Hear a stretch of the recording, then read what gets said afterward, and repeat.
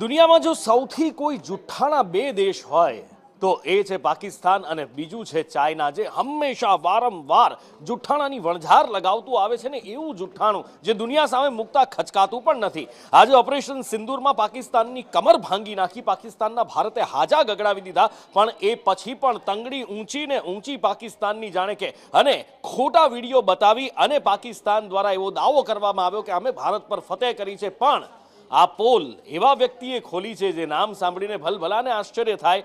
જી હા, અસદુદ્દીન ઓવૈસીએ અને ભારત સરકારે એમના ભરી ભરીને વખાણ પણ કર્યા છે. And these stupid jokers, they want to compete with India. They had given a photograph of a 2019 Chinese army drill, claiming it's a victory over India.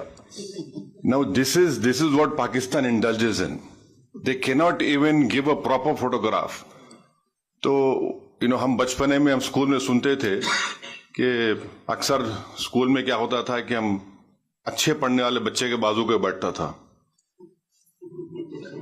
तो नकल करने के लिए अकल भी चाहिए. इन नालायकों को अकल भी नहीं है. બહુ સૂચક શબ્દો છે असदुद्दीन ओवैसीના. कृष्णा મારી સાથે છે. નકલ કરને કે लिए अकल चाहिए, इन नालायकों को अकल भी नहीं है. અને આ શબ્દો ખરેખર ભલભલાને આશ્ચર્યચકિત કરી દે એવા છે, કારણ કે દેશમાં ભલે સિયાસત ચાલતી હોય કૃષ્ણા, પણ જ્યાં દેશની બહાર દેશની વાત કરવાની આવે ત્યારે દરેક વ્યક્તિ, દરેક પક્ષ એક છે એની સાબિતી મળી જાય. બિલકુલ. ઉપર ઓપરેશન સિંદૂર વખતે પણ આપણે જોયું હતું કે મનભેદ ભૂલીને બધા અલગ અલગ વિચારધારા ધરાવતા નેતાઓ કેવી રીતે એક સાથે આવી ગયા હતા અને સરકારને અને સેનાને સમર્થન આપ્યું હતું. અસદુદ્દીન ઓવૈસી એક પ્રખર અવાજ જે વારંવાર આ પાકિસ્તાનના જૂઠાણાનો પર્દાફાશ કરતા આવ્યા છે.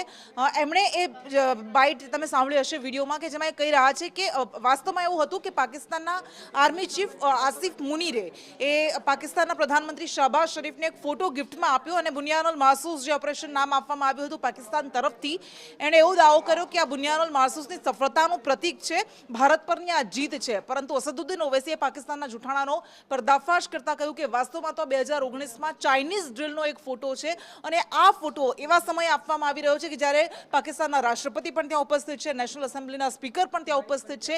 એટલે આટલું મોટું જુઠ્ઠાણું પાકિસ્તાન તરફથી ફેલાવવામાં આવ્યું. આ મૂર્ખ લોકોને એટલી પણ ખબર નથી પડતી કે આવા સમયે પ્રોપર ફોટો આપવામાં આવ્યો. જો કે આ પહેલી વખત નથી, આ પહેલા પણ આપણે જોયું હતું કે ખ્વાજા આસિફ, ત્યાંના રક્ષા મંત્રી, જ્યારે એક ચેનલમાં એમને પૂછવામાં આવ્યું કે તમે એવો દાવો કરો છો કે તમે ભારતીય એરક્રાફ્ટ તોડી પાડ્યા છે, તમારી પાસે પુરાવો શું છે, ત્યારે એમણે એટલો વાહિયાત જવાબ આપ્યો હતો અને કહ્યું હતું કે સોશિયલ મીડિયા પર બધે ફેલાયેલું છે. અને આવા જવાબ તો વારંવાર પાકિસ્તાનના નેતાઓ અને આર્મીના અધિકારીઓ આપતા રહ્યા છે અને એના કારણે ટ્રોલ પણ થતા આવ્યા છે ન ભારતમાં, પરંતુ પાકિસ્તાનની જનતા પણ સવાલ ઉઠાવતી આવી છે અને આ વધુ એક પુરાવો છે.